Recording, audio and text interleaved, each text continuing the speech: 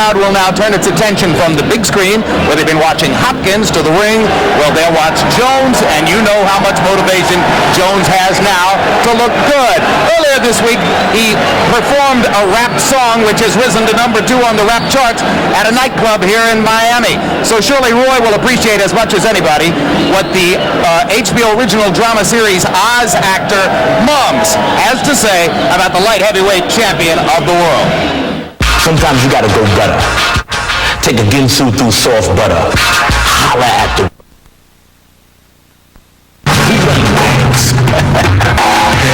See, the earth is about sticks and moves, ebbs and flows. Like how every now and again you gotta bleed. Snot gotta come out your nose. The tears gotta run. And through all this, skulls gotta be thick with ego. In order to protect the mind that let them fists do the things that fists were made to do. Put thought down. So, things is how they is. Designed to be how they supposed to be, done how they done. Because to me, life is about bouncing the wheels, sticking the move and breathe. And every now and again, you gotta drop the next man to his knees just so you can eat. Stay up on your feet. It ain't pretty, but it's necessary. It's necessary. Instinctual, imaginative, inventive, creative. Here we are, standing on the threshold, ready to fight. And it's every man for himself. Birth. Death. Ain't no distinction between this and creation. What you think God was playing? It's survival. And punches hurt. Sometimes talking things out don't work. And you gotta get your point across. Tonight, somebody's getting their point across. Mums, the poet. We're getting your point loud and clear. Next up, here in Miami, undisputed light heavyweight champ Roy Jones takes on undefeated and almost totally unknown Australian challenger Glen Kelly. Bernard Hopkins took care of his half of the business in Reading, Pennsylvania. So we turn our attention now to HBO's second location, 1,200 miles south of the Pennsylvania Dutch country, where Jones will try in his own way to look spectacular and perhaps move us forward toward the long-awaited rematch with Bernard Hopkins. Perhaps, I say, because, as Roy just expressed on camera, he has some misgivings. Hello again, everybody. Welcome to Miami. I'm Jim Lampley, and with me is Emmanuel Stewart. Emmanuel, that was quite a World Wrestling Federation confrontation we just watched between Roy Jones and Bernard Hopkins. We'll talk more about that as the evening goes along. Meanwhile, here comes Glen Kelly, the latest in a long line of unknown and unheralded challengers for Roy Jones's light heavyweight crown. And Jones, for his part, says to us yesterday, well, this is the biggest, strongest, quickest light heavyweight I will ever have faced. Is that true? Well, he's a big light heavyweight. Let's stop at that. What Roy's got to do, he's been fighting a lot of secondary guys recently. Not that it's his fault. He's cleared up the division. But he's got to do like a lot of the exciting fighters who were in those situations in the past. If Thomas Hearns fought a guy that wasn't that talented, Tommy was so devastating in his knockout performance, it didn't matter the caliber of the opponent. Mike Tyson was the same type of a fighter. But what Roy's got to do, he's going to have to step it up and be impressive. If he scores impressive knockout, the caliber doesn't matter that much, because eventually he will be not 1,200 miles away from Bernard Hopkins. They will be in the same city, in the same arena, in the same ring pretty soon.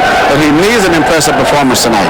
In his last 3 performances against Eric Harding, Derek Harmon, and Julio Gonzalez, Roy Jones didn't seem terribly interested in the risks associated with going for a spectacular knockout. Given the adrenaline he's got going right now at this moment, is there a chance we might see a less risk-averse Roy Jones? All he's got to do is pretend that his opponent is Bernard Hopkins tonight, and we'll see a great performance. All right, thanks very much, Emmanuel. Meanwhile, before we get ready to go to the fight, let's reiterate for you our HBO boxing website question of the evening. A poll in which you can participate right now by logging on to hbo.com/boxing. Who would win a rematch between Roy Jones and Bernard Hopkins? We'll give you the statistical results of the poll at the end of the evening. Meanwhile, let's go to the tail of the tape now for Roy Jones against Glen Kelly. And you will see Kelly is indeed a big light heavyweight. Kelly 3 years younger, an inch taller, 2-inch reach advantage over Jones. They both weighed in under the limit. Jones 3 pounds under, although for a while it appeared he was going to wait to weigh in and seemed to be trying to drop weight. Obviously that wasn't the case. Tonight on our unofficial HBO scale, Jones weighs 182 and Kelly 6 pounds heavier, as Roy alluded to earlier, at 188. Rules of the bout with our unofficial ringside scorer, Harold Letterman. The Roy Jones Jr.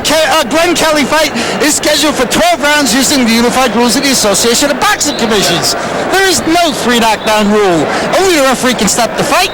In case the cut is caused by an accidental headbutt, we go to the scorecards after 4 rounds have been completed, and you cannot be saved by the bell at any round, including the 12th and final round. Down in Australia, like Olympic 400-meter star Kathy Freeman, Glen Kelly has become a visible representative of Aboriginal rights and Aboriginal spirit. He participated prominently in a ceremony last year to honor cooperation between the new society and the old one in Australia. But he's a sanitation worker in Sydney. He's worked as a sanitation worker throughout his career, and he may be a little humble for this assignment, Emmanuel.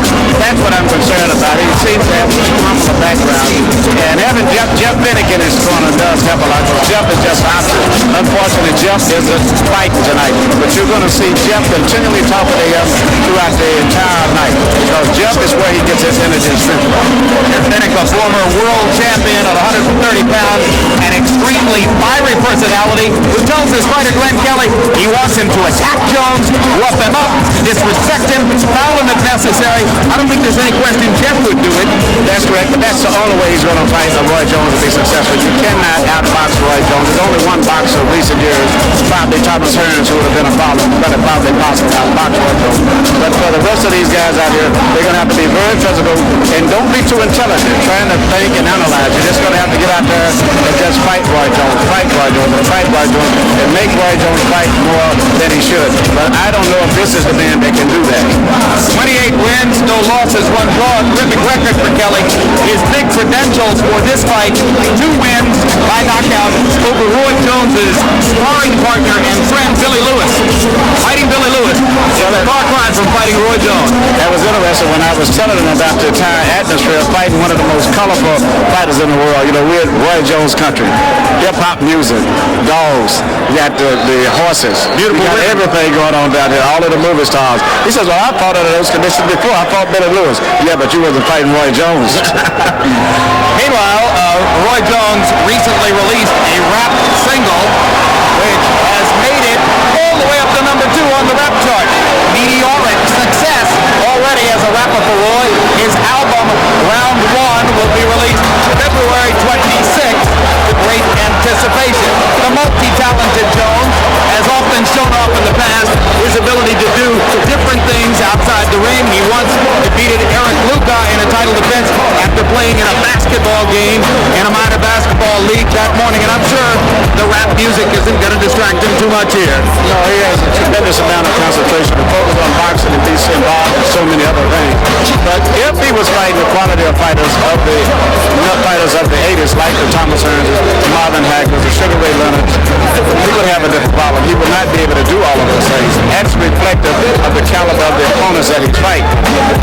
Well, that's the complaint, that he has fought mandatory opponents like Richard Frazier and Richard Hall and Derek Harmon and tonight Glen Kelly and Julio Gonzalez and various others with whom the public was not familiar. That's why so much of the world wants to see him fight a Darius Nikolsevsky or a Bernard Hopkins. Or at least be in a strong competitive fight where we can see him have to dig down and see what he's made of. I think he will never performed well if he's ever been in that situation. The closest he almost came was a James Toney, but James Toney came in ill-prepared. Roy Jones has been amazing that he's had such a fantastic career without ever being in a situation where he had to really get down and dig. All right, that's the setup. Let's go to ring announcer Michael Buffer for the official introductions.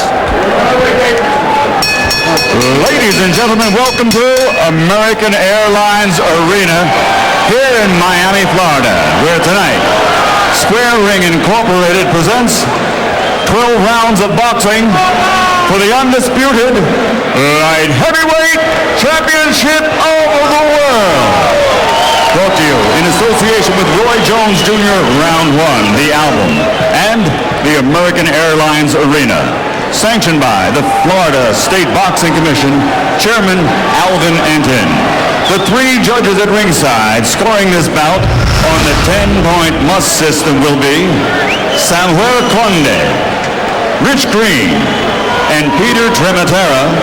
And when the bell rings, your referee in charge of the action, Max Parker Jr.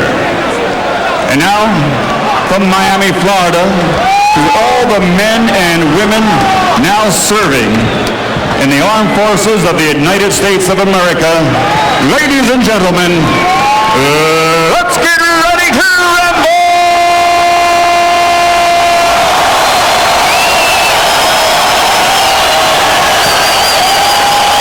Introducing first, fighting out of the blue corner, wearing blue, trimmed with black, and weighing in at 174.5 pounds. He comes to this fight with an excellent professional record consisting of 28 victories, without a loss, including 15 knockouts, and he has 1 draw. Ladies and gentlemen, from the land down under, Sydney, Australia, here is the IBF #1 ranked challenger in the world, the undefeated Glen Kelly.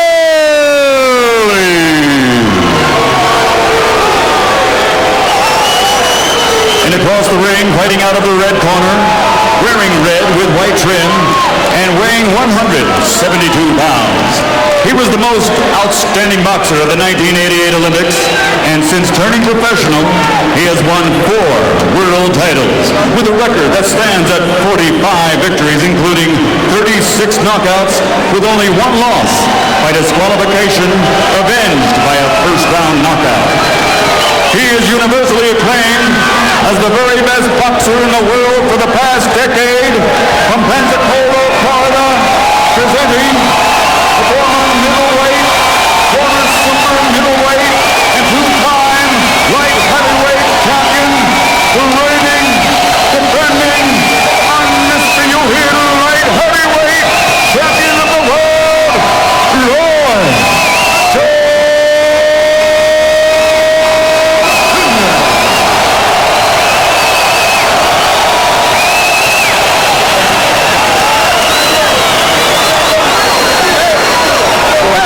Let's go. Everybody out. Okay, gentlemen, I won't lie. 3 in the sportsman contest. You both know the rules. From this point to the end of the bout, you both obey my every command. I wish you both luck. Touch gloves, come out, box on the bell. Coming out.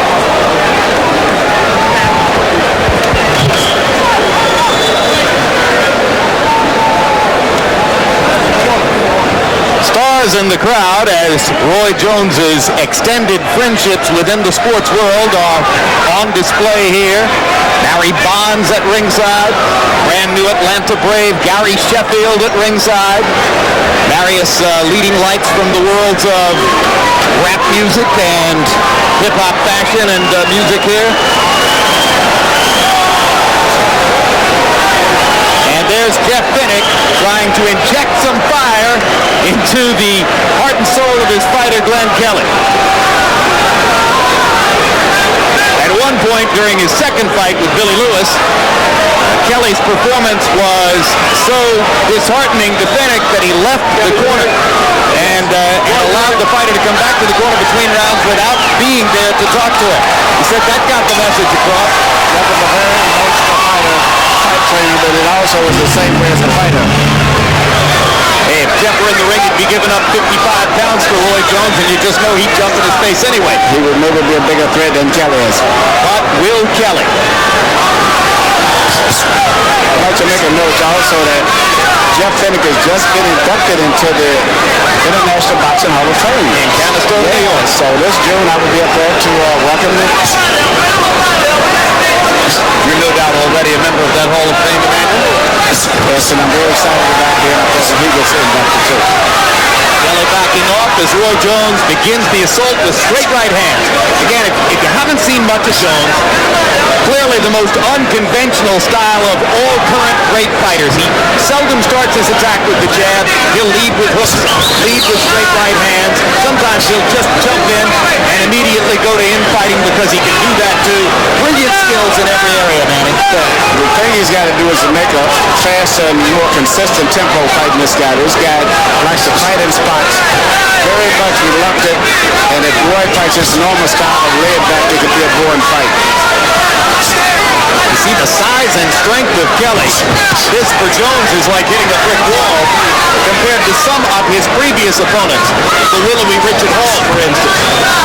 Roy Jones' skill and speed will neutralize all of the supposed advantages that Kelly has.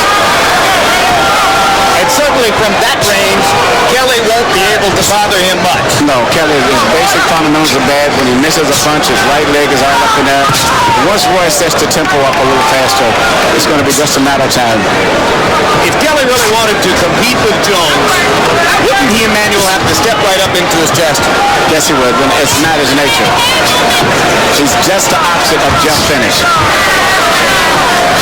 Mentally, physically, and talent-wise.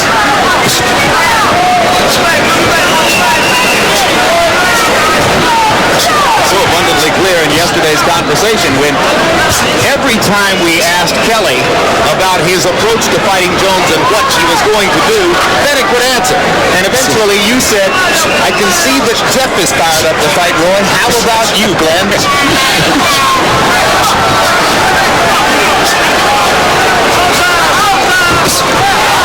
33 years old and still with dazzling speed, Roy Jones.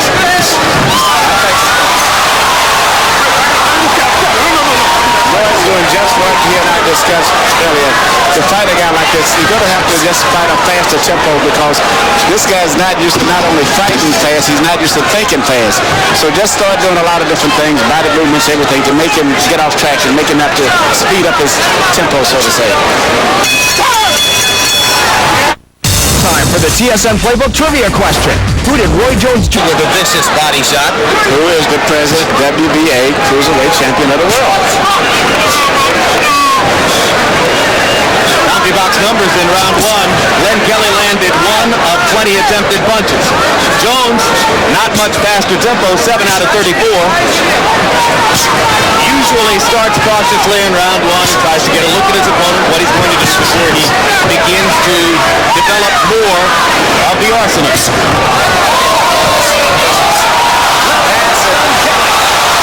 And he should get right back to the attack again, regardless of whether he lands or not.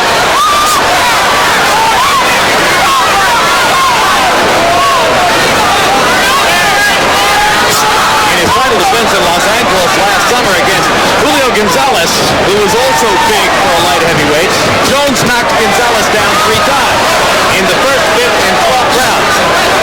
But in none of those 3 instances did he step in and try to finish the fight. And he's went back into defense mode right now. He's really trying to catch Kelly coming in with a counter left hook we call a check hook. He's really waiting on him to come in where he can take that half a scoot back and shoot the hook at the same time. Doesn't look like Kelly wants to come in. No, so he's going to have to change up and take it back to him again. Roy's a very active puncher. All he has to do is just be busy, and it's just a matter of time before he'll stop him.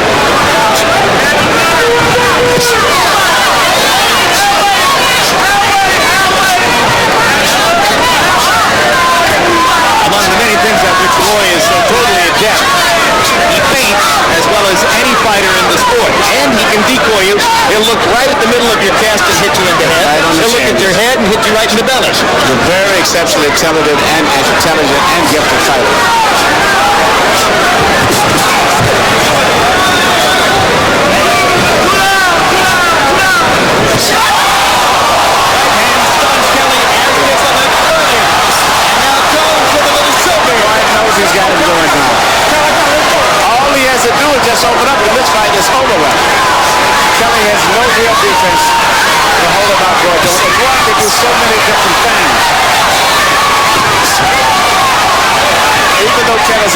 He's too clumsy, and everything he does, Roy can see it, so it's not going to be that effective anyway.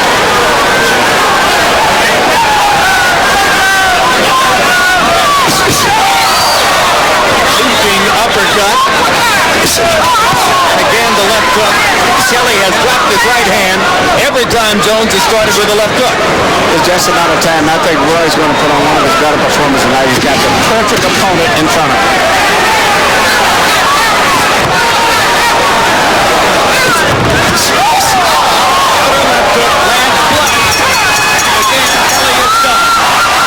If you missed it, catch a replay of HBO's acclaimed documentary, Picture Perfect. Stories behind the greatest photographs in sports. This documentary takes a look back to the golden era of sports photography at some of the most compelling sports moments ever captured on film. You tighten the rubber band every time you throw a punch at him. You tilting up. Try to keep him moving back so you can get his back on the rope, okay? Get his back on the rope so you can jam him up. You understand? Then put some leather on him. 7 punches in that round. I'm going to go out with these 7 punches. The one time is right. No punches. Here's a look at the looping right hand, one of 3 punches with which Kelly appeared to be stunned by Jones in round number 2. There was also a left hook earlier than that and a quick left hook at the end of the round. Jones threw 69 punches in the round. That's a very high output for him. 13 out of 22 in power shots. Looks like he's a little more interested in a knockout tonight than has generally been the case. I'm very impressed with Jones tonight. He's fighting a very good fight, I think. He's mixing up his attack, doing a variety of things. And Kelly is the perfect opponent for him tonight. And you heard Jeff Fennick in the corner pleading with his fighter to throw punches. So Kelly comes out and tries to attack, but as you can see, 1 punch at a time and slow at that. And once he starts throwing punches, it's just a matter of time before he's going to get caught. The only reason he survived this long is because he hasn't been throwing punches. He tried to throw a punch at the end of round 2. Jones countered perfectly with the left hook. Speed is a big factor in this fight. Well, when Vernon Forrest fought a very fast fighter in Shane Mosley last week, he said, the way you stop speed is with the jab. But Vernon kept it working. Kelly just hadn't thrown much. No, there's no speed at all coming from Kelly. But, you know, he's trying to think and fight an intelligent fight. And to beat Roy Jones, you just have to be to somewhat like stupid and just keep punching, keep punching, keep punching.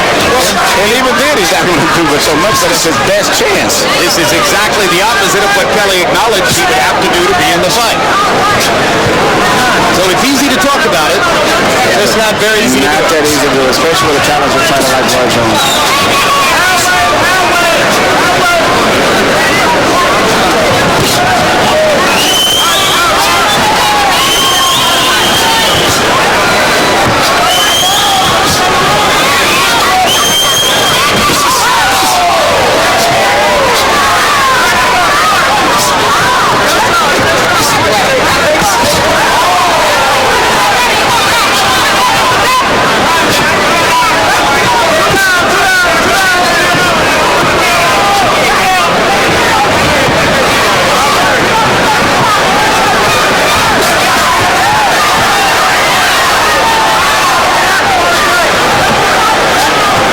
Came close to showing us.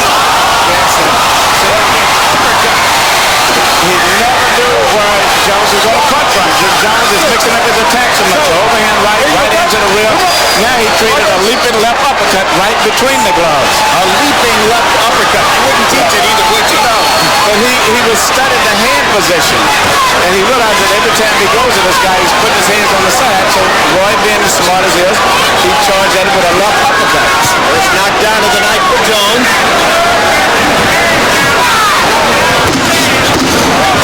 And that's the most spirited effort Kelly has made to actually get at Jones. And he lands a right hand to the body. And Jones, with a left cross shot, to punctuate round 2.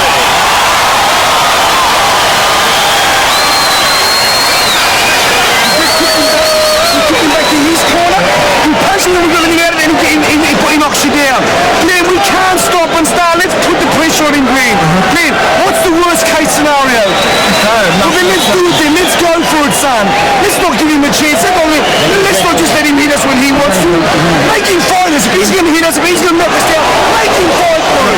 Come on, Glen, put some punches in there. Don't say yes, yes to me no more, son. We can't win without punching. I know you are, but Glen, I'll send you to New York. The right hand was there, but you stopped it. Take the punches out in that ring and bring him in here. Bring him here, son. I can hit him hard this round. We want this round.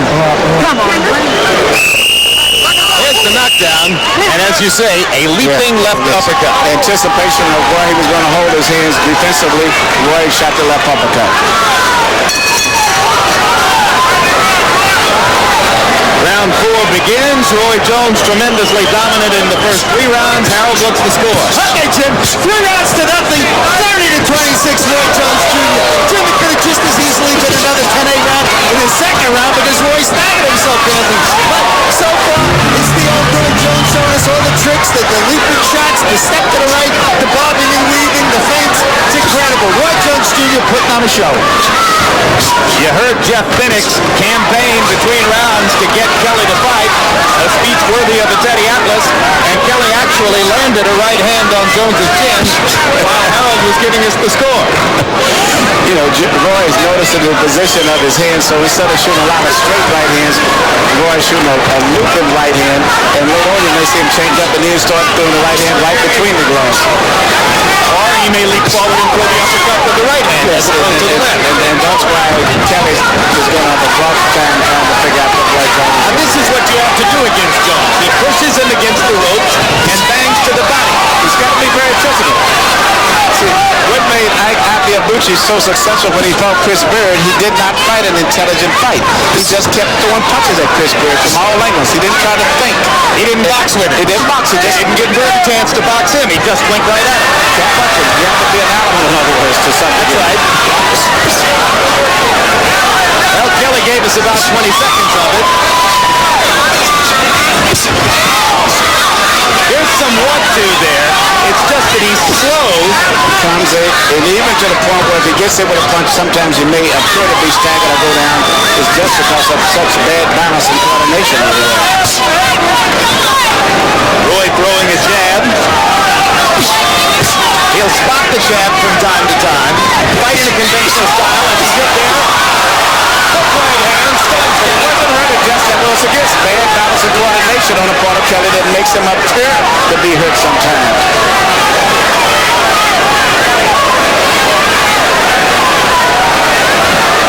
Roy holding the right hand out there to invite Kelly to throw the jab so that he can counter over.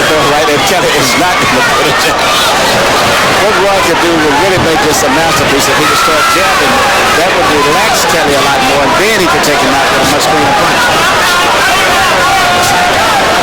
Well, he's jabbing more in this round. The jab would relax him a little bit more. Jab him to the body, jab him to the head. Look to the body, shoot a right hand right on the chin. Not once tonight has Roy Jones indulged his worst in-the-ring habit, which is to back into corners on his own and allow the opponent to have at it.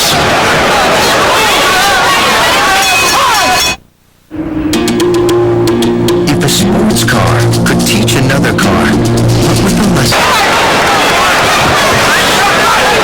Emmanuel, you say Tommy Hearns would have given Roy Jones trouble. How? No doubt. Tommy Hearns had no problems with boxers.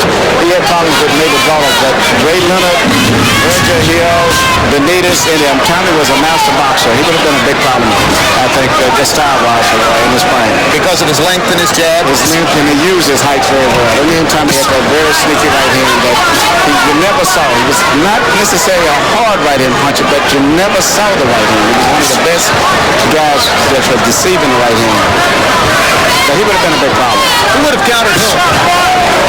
Well, it's really difficult. Roy hasn't had that much of a challenge, and a lot is because of the talent that he has and at the time that in the division. But I think that Thomas would have been a big threat still. Even Benitez, one of the best counter punchers in the business, cannot counter Tommy's jab. Here we go. And you look at this blinding speed and natural instincts of Roy Jones, it would have been an amazing fight to have saw. All Roy Jones and Sugar Ray Leonard. That would all Roy Jones and Marvin Hagler. Roy Jones Jones and Sugar Ray Leonard at 160 or 154. At this weight, he'd have been too strong for Leonard. It would have had to have been Hearns up here. Yeah, but still, those guys had so much speed and talent that a lot of times that didn't really even matter to some degree. And they didn't necessarily use their weight all the time. They were just talented fighters. So if it were to take place at, let's say, 168, what would Jones-Hopkins look like? From what I'm looking at right here, the good fight was Hopkins didn't get to show well tonight because he fought a fighter who was very defensive-minded, southpaw, who had a good enough amateur background, which made him a little bit treacherous, and he couldn't really get in his mode. So I think we couldn't judge necessarily, him on that. But still, Hopkins and Jones would be a good fight. Jones, if he fights like he's fighting now, may be a little bit too tricky, a little bit too more elusive for Hopkins, because Hopkins throws punches, but he likes to throw his punches and then move into bumping with his shoulders. And Roy being smart, taking the counter moves, moving back and forth, may be a problem. Speed would be a big factor. Is Jones faster than Hopkins? I think Jones is faster than Jones. But the Hopkins has turned out to be a solid fighter, and if the fight gets to be into a tough neighborhood, where Hopkins has been quite a few times, he may prevail, because Jones has never been in a tough fight still. We spend round 5 speaking in the hypothetical about other fights, because here versus Glen Kelly, it's for the same. Jones hot-shotting and tattooing Kelly from range with various shots from all different angles.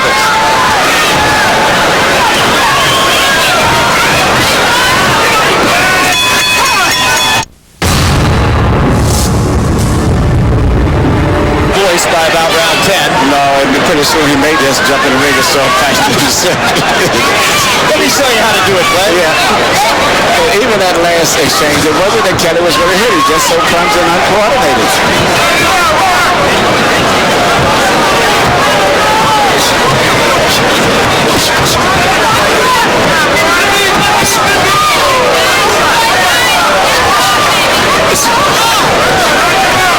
Roy setting him up for something. He's not going to shoot 2 runs and body shots like that. Sooner or later, he set him up for some trick shot somewhere else. Third shot's right into him. Still looking straight at the chest. Yep, left hand into him. I'm looking for a right hand over the top.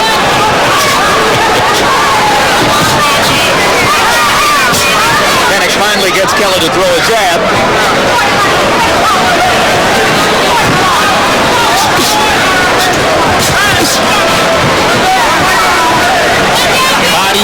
Body from Jones, and there. That was the left hook. Left hook. Set him up on the chin.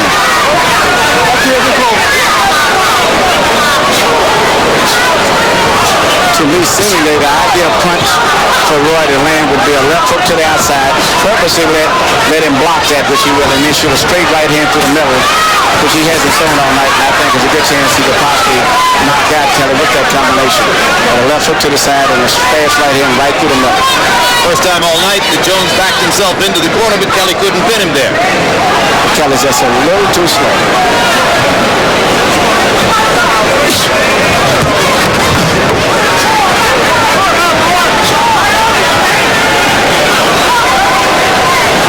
very hard to fight a guy who's defensive-minded almost 90% of the way. In case you've just joined us, this is the second half of our unique Undisputed Champions doubleheader on HBO tonight. Earlier, in Reading, Pennsylvania, Bernard Hopkins scored a 10th round technical knockout of Carl Daniels to retain his undisputed middleweight championship. That was at the weight limit, of course, of 160. Now, at a weight limit of 175, Roy Jones tries to defend his undisputed light heavyweight championship and is doing so with routine success against Glen Kelly of Australia. And down goes Kelly on a body shot. Wicked body shot. Kelly's corner screaming at referee Max Parker Jr. that they thought the punch was low.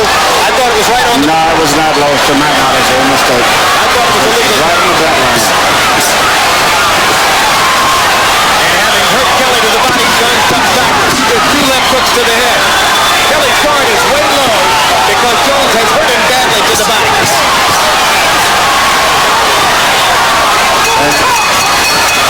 Kelly is not hurt. He's just uncoordinated. Frustrated.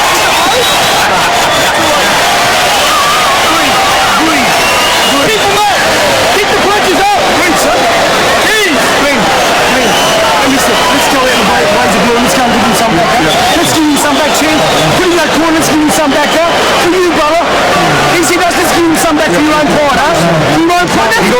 shot now. We got somewhere else to go. Shorten your stuff up. Don't be so wide. All right, way to go. Give me some deep breath. Deep breath. Give me some. You don't have to train. Trust me, he's toying with us. You don't even toy. You don't want you to toy. You push yourself. That's what. When we walk out, you don't want to think. Here's the replay, Manuel. Yeah. There's a right hand to the body. Yeah, I don't think that hit him that much. And then here's the knockdown punch. Perfect shot. But didn't even hit the belt line hardly on the trunks too much. That hurt him, man. Good body shot. Oh, he was hurt there. But his physical side, They're wiping moisture out of Jones's corner. his physical size is what has enabled him to be able to absorb those punches. Harold, how do you have it through 6? Okay, Jim. 6-0, 60-52. Roy Jones Jr. Gave an extra point for the knockdown in the 6th. Gave him an extra point for the knockdown in the 3rd. Shit. In the 6th round, Roy Jones Jr. pumped Clay Kelly with like 3 or 4 real good left hooks to the body. And then when he finally threw that one that knocked him down, he had sobered them up already because he had hit him so many times in the body. Roy Jones Jr. showed us every move of the book. I love that with the way he wobbles that shoulder. Just keeps Glen Kelly frozen. And he comes in with a hook and the right hand over the top. You know, this is Roy Jones Jr.'s 24th appearance on HBO. That's more than any other fighter in the history of the network. Snapping a tie at 23, which was held with Oscar De La Hoya. And I'll bet you that in those 24 appearances, Roy has won 90 to 95% of the rounds scored by Harold Letterman. It's very impressive. Far more than any other fighter. He very seldom gets hit. That punch was low. That was low, but it wasn't dangerously low. You know, I always wanted to see what would happen if Roy got into a real tough fight. And it's amazing he's had almost finishing his career without ever being in a fight where he had to really dig down. When you talk about how seldom he gets hit, he's the only fighter in CompuBox punch-stat history to have gone an entire round without being hit by his opponent. Denny Pazienza did not land a punch in the 6th round of their fight against each other. You know, I always say that regardless of what talent you have, there comes a fight sooner or later where your talent will not carry you there because of the style of the opponent or whatever. Shane Mosley learned that last Saturday night. Once again, 3rd knockdown of the night. Who never saw it. You know, that's pretty amazing because between rounds, Alton Murkerson, Roy Jones' hand-picked trainer from Pensacola, asked him to go ahead and get the knockout and said, we've got somewhere else to go. I don't know where else they have to go, but they can go now. They can go. Perfect opponent. Good performance. Maybe Roy's most crowd-pleasing performance in the past few years. Yes, he did it. And he needed it too. So having watched Bernard Hopkins in Pennsylvania and having been unimpressed, The undisputed 64 scrap of ground. They ain't going down. Come on, holler at your boy. What? Okay, you know what? That's so far. Get you off. Get me started. I think we just did get you started, Roy. Yeah. Something got him started. Yeah. Go get that album, baby. February 26th, round 1. It's stuck in the hood, baby. Do your thing. It's about 24. What's up with the album? Hey. Harry isn't here to stop him from doing Let's take a look at a replay of the knockout. Emmanuel, you tell us what happened. Roy was just getting in the mode of having a good time at this stage right here. And as I was saying earlier, this guy was surviving because he wasn't that aggressive. And once he started coming in and committed himself, Roy just took advantage of him, caught him with a nice counter punch. Well, Roy found the trick for knocking him out. He put his hands behind his back. He said, come on. You can't get any better than this. I hope the young fighters out here don't start trying to do that. Harold Letterman passes me a note and tells me that referee Max Parker Jr. was about to warn Roy Jones for grabbing the ropes. He never got a chance to issue the warning. Too late, Max. It's already done.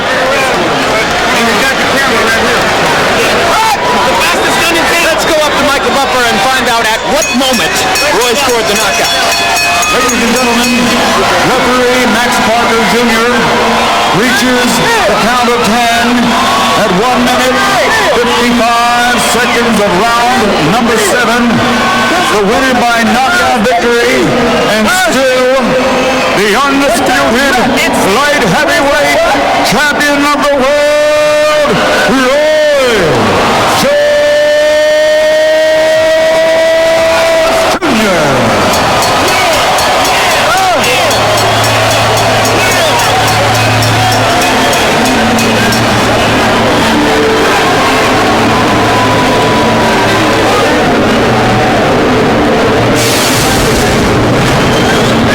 Comedy box numbers, and this will be a Roy Jones wipeout, landing 52 more punches than his opponent, throwing 25 more than doubling, nearly tripling the landing percentage.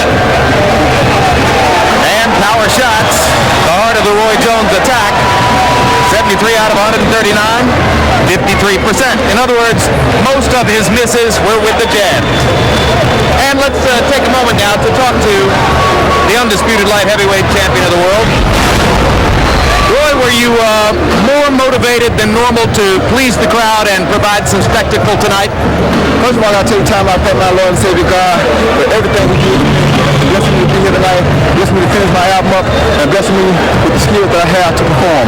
Yes, I feel like I deserve to come out tonight and give the crowd what they're paying for, because some guys seem to be forgetting and thinking that I'm a nice guy. I am nice, but I'm awful crucial with these hands. What's up, Pensacola in the house? What's up, Jersey, D.C., all my people all over the world, baby, Patterson, New York, everybody. What's up, people?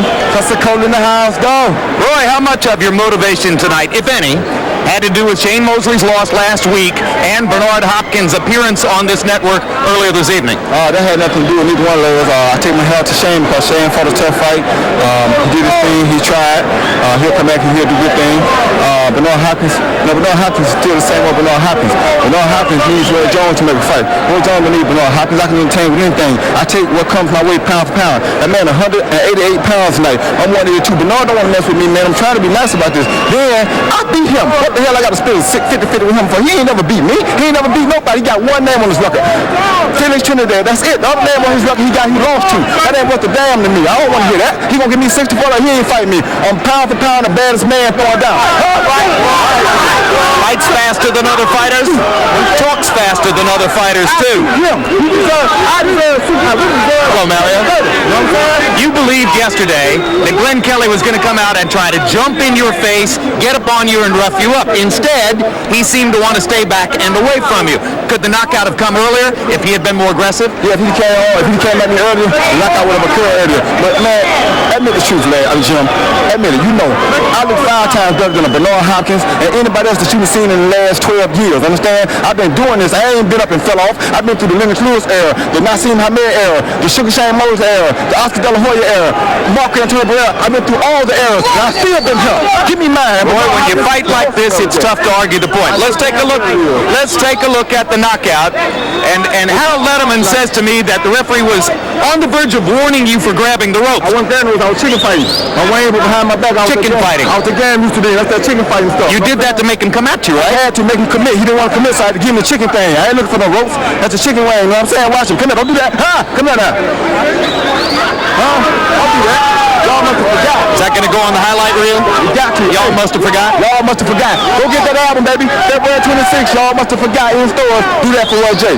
All right. So off of your bitter discussion before the fight with Bernard Hopkins, obviously you're making clear that a fight with Hopkins could only take place if you get the lion's share of the money, and he seems to be saying that ain't going to happen. Does that mean the fight ain't going to happen? That's what that means. That means I'm finna go to HBO Monday. Tell HBO, give me some money. Let me go over here to Germany and make this thing happen with Dad's nigga Chester since he wants some. I also had to dedicate this fight to a friend of mine, Ernest Prince Sr., who passed away while I was in training camp. So I couldn't be to the funeral, but, you know, we all had that happen sometime. And happy birthday to J-Lo girl.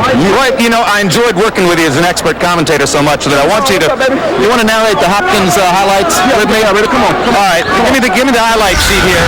Mike, you don't have it?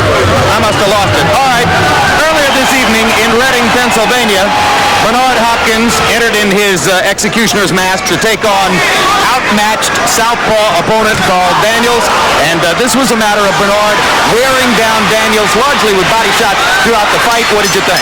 Add to the fact that Daniels ain't fought in 13 months. How does he get to be number one contender? He ain't even fought in 13 months. He got knocked out, I think, last time he fought when he fought Julio Cesar Vasquez, and Bernard Hopkins couldn't even knock him out. He got 2 middleweights that was knocking down Felix Trinidad inside 4 rounds. It took him 11 rounds to do it. He cannot beat me quick. Make him boost his head up. He want a payday, and he ain't gonna retire with Roy Jones. What Jones for that? What's up, Bigum? I told my dad. The only thing I'll say, he wouldn't think much of your opponent either. Well, he ain't got to. He was undefeated. It's better than his opponent. My opponent ain't had no loss on his record. He just got one. What's up, Tarver? Matter of fact, I might fight Antonio Tarver next time. He deserves a shot quicker because he's standing 9 feet away over there, right? That's right. I'll fight.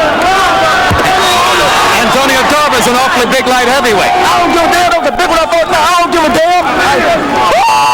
Hey, one more thing. Before the 7th round, your trainer, Alton Merkerson, said, by God, go knock the man out. We got somewhere else to go. Where you got to go? I got some parties to go do with my friends in Miami. I got some new friends I'm in the South Beach. All fans of Roy Jones Jr., the cats from club level, the people that came out supporting me in my performance the other night. I got to go hang out with them. I'm invited too, right? Hardaway's joint, you know what I'm saying? That's what we're doing. Thank you, RJ. Let them lose your soul. Roy Jones. Ain't nobody else like him. He's having a good time tonight. He did what he was supposed to do. When he provides excitement in the ring, he gets excited about it, right? Yeah, he fought a good fight tonight. The guy was not a quality guy, but he did what he was supposed to do. He carried it to him. He was excited, and that happened. I was very impressed tonight, Steve. I was impressed too. Let's take a look at our website poll results and find out who would win a rematch between Roy Jones and Bernard Hopkins, according to those of you who voted at hbo.com/boxing tonight. And here is the vote. 78% of you choosing Roy Jones, 22% saying that Bernard Hopkins would win the fight. Emmanuel, who would win a rematch between Roy Jones and Bernard Hopkins? It's pretty tough, but what I can see right tonight, I think the edge would have to go to Roy, because Roy still has so much of talent. He just has to get stimulated, and I think he was stimulated tonight. And I think fighting Hopkins, which would be his toughest fight. But what is exciting about that, it may be the first time that we would have to see Roy have to dig down inside, and it would be one of those fights that he couldn't win just on his talent. And I think he would have to dig inside the fight. It would be the first real fight that we would see him in, I believe. Love to see it. All right, stick right here because I need more from you in just a moment. Before we leave the air tonight, let's give you our own news report on the latest prospects for a Lennox Lewis-Mike Tyson heavyweight showdown in the wake of Tyson's license denial by the Nevada State Athletic Commission. Plans are moving forward on various fights in a collective effort to preserve the possibility of the fight taking place under the existing contract among Lewis, Tyson, HBO, and Showtime.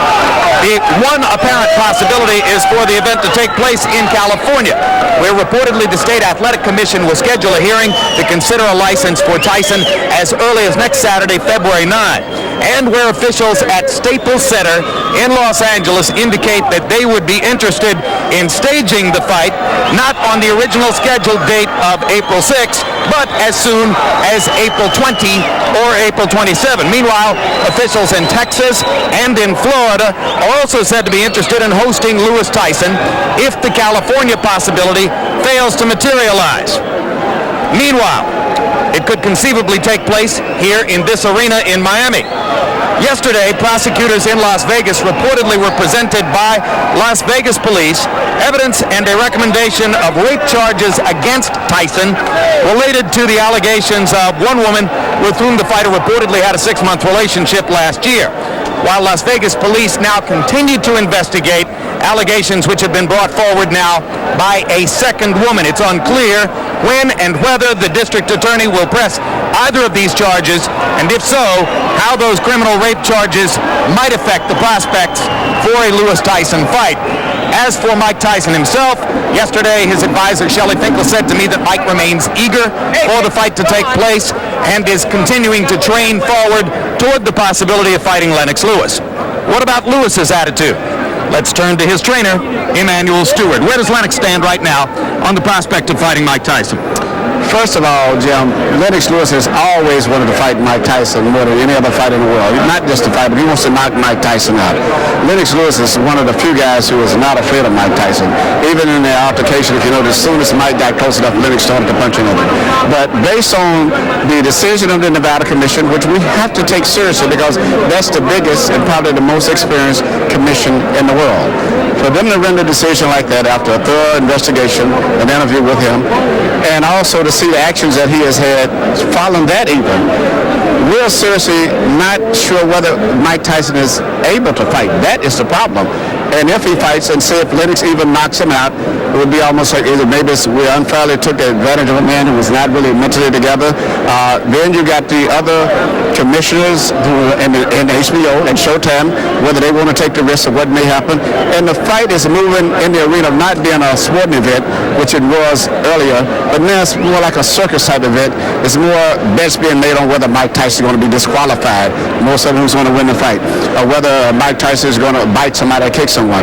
It's moving into there being more like a circus now instead of being a sporting event. And those are the things that Lennox and I are going to discuss. I spoke to him earlier today. We're going to be meeting together Tuesday. And by the 10th, he's going to decide whether he wants to go ahead and follow through and fight Mike if he feels is mentally prepared. And also, he's got to look at his other alternatives. But we are going to start training on the 10th of February for a fight. And there's other guys that he may have to fight instead. All right, a lot of misgivings expressed there. Remains to be seen what will happen to the fight. Meanwhile, at those sports books which continue to post competitive odds on the prospect of a Lewis-Tyson fight, Lennox Lewis remains a 5-2 favorite to win the fight over Tyson. We'll have a final word on what happened both in the ring in Reading and in here in just a minute. Let's look ahead to some upcoming programs.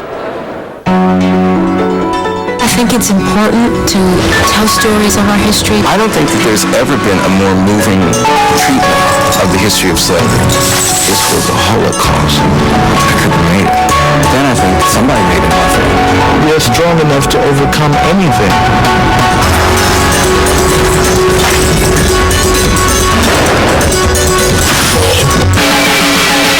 Late at night, you'll find them. A different breed. They have a hunger for respect. A hunger that masks fear. A hunger that will not die. And those who come out after dark, those who have the heart and soul, can find redemption here. Don't miss the next HBO Boxing After Dark. March 2, HBO pay-per-view brings you the highly anticipated rematch between Marco Antonio Barrera and Derek Morales. The two Mexican warriors staged the fight of the year in 2000 and look to do it again. Next Thursday, it's a special edition of Inside the NFL. Join Chris, Dan, and the rest of the gang for exclusive highlights of tomorrow's Super Bowl between the Rams and the Patriots. Besides the game, you'll get inside the undisputed middleweight champion Bernard Hopkins. Easily pounded out a 10th round technical knockout victory over southpaw defensive specialist Carl Daniels. Hopkins body punches and straight right hands. Too much for Daniels over the course of the fight. Then from here in Miami, Roy Jones put on one of his more spectacular displays of recent years, knocking Glen Kelly of Australia down 3 times en route to a 7th round knockout victory over Kelly. And Jones, as you saw, danced, rapped, and spouted throughout the evening. Next on HBO, stay tuned for Sex and the City on the East Coast, and the premiere of Charlie's Angels on the West Coast. And so now, for Fran Charles, who was in Reading, and our entire HBO crew, on a special night of boxing from Pennsylvania and from Florida, I'm Jim Lampley, saying so long from Miami. The executive producer of HBO Sports is Rick Bernstein. Tonight's edition of World Championship Boxing was produced by Dave Harmon in Miami and Thomas Odelfelt in Reading. The Miami director was Mark Payton, the Reading director Mike Sheehan. Associate producers John Crystal, Israel De Herrera, Thomas Huffine, and David Hoffman. Assistants to the producer George Jakovic and Spike Motilla. Production managers John McCallie and Mark Hayden. Technical supervisors Bob Hunter and Roy Otaki. And the technical directors Doug Getz and Colby Bourgeois.